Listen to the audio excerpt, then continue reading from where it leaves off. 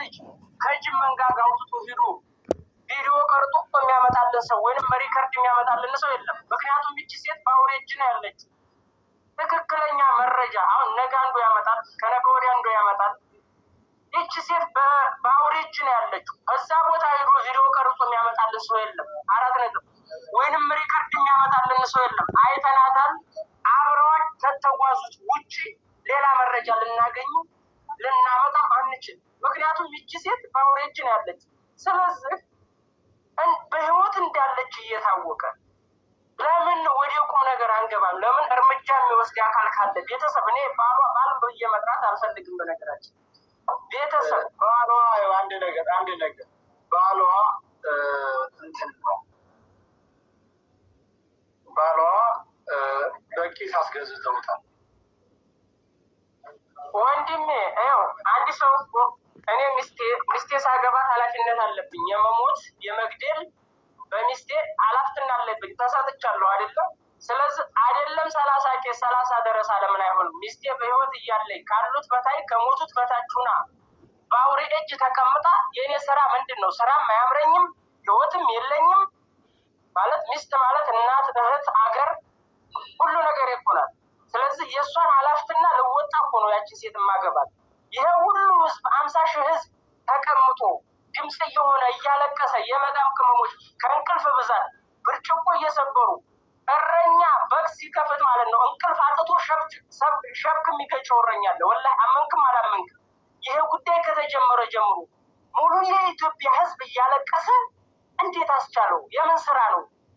እንዴት ሀገር ገብቶ በሚፈልገው ነገር አረብ ሀገር ምንም ሊያደርግ አይችልም። በነገራችን ሀገር ገብቶ ለምን ነፍስን በነፍስ አይደራደርም? ወንድሟ ያጎት ላይ እንደው ነቃ ያለ ቤተሰብ የላትም በህይወት እንዳለች አለች አይደል? ስለዚህ ለምንድን ነው መፍትሄ የማይፈልገው? ለምንድን ነው ወደ ቁም ነገር ደረጃ የሚገኝ? እነሱ እያሉ መቼም አንተ ራስን አሳልፈህ አገልም ወይንም ሂድ አታመጣም። ያንሰው እነሱ መግዣኝ ካልሆኑ የኛ መጮ ምንድን ነው ትርጉሙ? የሚያመጣው ልባት ምንድን ነው?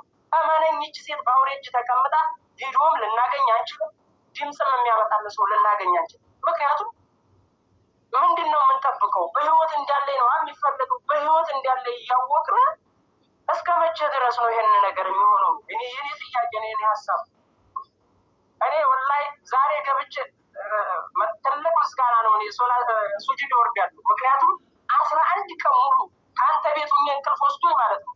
1 ሰዓት በቃ የሆነ ብንን ብዬ የማዳምጥበት ሰዓት አለ በጉጉት ማለት ነው።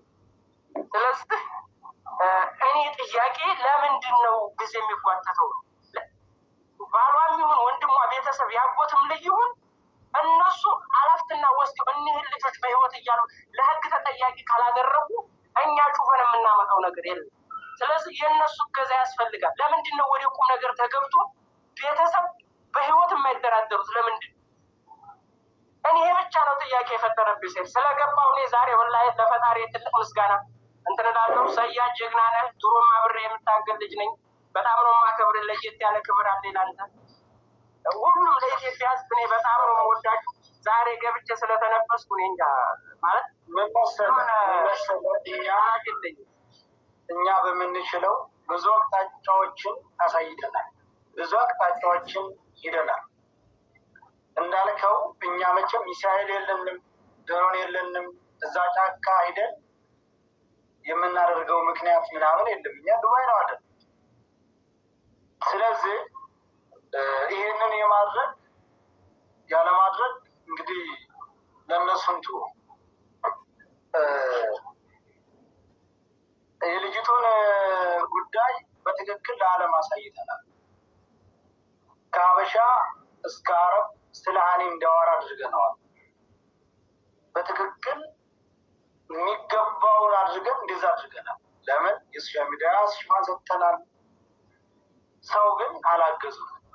ተወርደን ሰያ የሀሳብ የሚሰሰው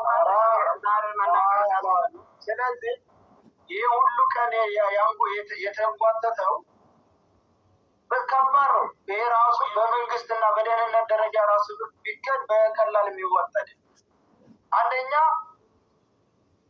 ምንድን ነው ያለው ተክሌ በራሷ ጋር የመጣው ሙታለች ብሎ ነግሯቸው የለም ወይ? ቪዲዮ ሰርቶ የለም ወይ? ቆፍረን የምናመጣት እኮ ነው። ገብቷቸዋል። እስኪ አንዴ ትንሽ እድል ስጠለን። ያው አንድ መልእክት ላስተላልፍ እድል ከሰጠኝ ቀጥል አውራ። ያው ግን እሺ እንዳልኩት እኔ መናገር ሁለተኛ ነት የተመለከተ ነገር እኔ ቤት አይቻልም። በተቀረ ችግር የለም መልእክት ብቻ ነው። እሱን አይደለም እሱም በቤት ይሄድበታለሁ፣ በሁሉም ቤት አለን። በዛ ነው ያለን ተነጋግረናል። ችግር የለውም። ለእናንተኛ የማስተላልፍላችሁ መልእክት በመጀመሪያ ደረጃ ስክሮል የተደረገ ቪዲዮ እያያችሁ ቪዲዮ የምትሰሩ ተቆርጦ፣ ለምሳሌ አቡፋኖ ሲሳደብ ሊሆን ይችላል። ያችን ነገር ብቻ የተቆረጠች ቪዲዮ አይታችሁ ያችን ብቻ ስላየ ወጥተህ የምትሰራ ቪዲዮ ምን አይነት ድንቁርና ነው ያላችሁ? ሙሉ ሳታይ መረጃውን ተቀምጦ የሚያሳድር ሊሆን ይችላል። ያንን ነገር እስከ መጨረሻው የሆነች ነገር የቃል ስህተት ብቻ እየተጠቀማችሁ ሽንቁር ለማስፋት አትሞክሩ። ሁላችሁም ማለት ነው። እስከ መጨረሻው ሳታዳምጡት ከመጀመሪያ እስከ መጨረሻ ወጥታችሁ ሚዲያ ላይ አትቀባጥሩብን። እኛ አካሄዳችንን ቢያንስ ከተቻለ በጥሩ መንገድ እየሄድ ነው አይደል ያለ ነው። አካሄዳችንን መደገፍ ተቻላችሁ መደገፍ፣ ካልቻላችሁ ደግሞ እስኪ አሁን ኮመንታተሮች እንደው እያየኋችሁ ነው። የማዘባረቁት ነገር የለም።